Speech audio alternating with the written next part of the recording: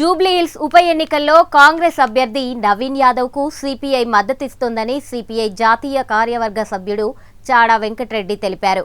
42% BC రిజర్వేషన్ల అమలు కోసం అఖిలపక్ష నాయకులను సీఎం రేవంత్ రెడ్డి ప్రధానమంత్రి మోడీ వద్దకు తీసుకెళ్లాలన్నారు. 42% రిజర్వేషన్లైతే సంతోషమని, లేకుంటే స్థానిక ఎన్నికలు వెంటనే జరపాలన్నారు. తెలంగాణలో దాదాపు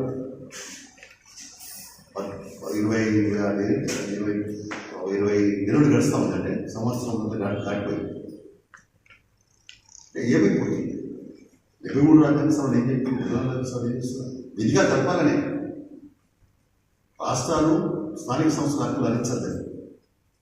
ఇవి కూడా స్థానిక ప్రభుత్వాలే 5 ఏళ్ళకి తప్పనిసరి జరగాల్సిందే. జరగలేదు. ఇప్పుడు 42% బీసీ పేరుతో ఇప్పుడు పెండింగ్ పడిపోయిందని మనకి ఏమైపోయింది?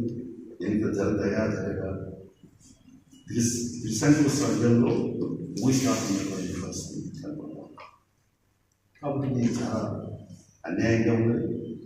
మరి ఇప్పుడు ఇంకా మీనల్ విషయం ఎక్కడ పెట్టకుండా కోర్టు కూడా పాత పద్ధతిలో ఎన్నికలు జరపవచ్చు అని చెప్తా ఉంది. అందుకే నేను ఈ సందర్భంగా రాష్ట్ర ప్రభుత్వానికి ముఖ్యమంత్రి గారికి విజ్ఞప్తిస్తున్నాను. మీరు 42% శాసనసభ చట్టం తెచ్చారు. నరేంద్ర మోడీ ద్వారా అపాయింట్మెంట్ అయిన గవర్నర్ దాన్ని పెండింగ్ పెట్టడం ఆమోదించలేదు. ఆర్డినెన్స్ కూడా పెండింగ్ ఆమోదించలేదు. రాష్ట్రపతి ఉన్నటువంటి బిల్లు పెండింగ్ ఉంది. కాబట్టి నరేంద్ర మోడీ దగ్గరికి ఆల్ పార్టీస్ తీసుకెళ్ళి ఓ రకంగా దీన్ని తేల్చుకోవాల్సిన అవసరం. ఇంకా కాలయాపన చేస్తే ప్రభుత్వానికి చెడ్డగా వస్తుందని చెప్పి తెలియపరుస్తా ఉన్నాం.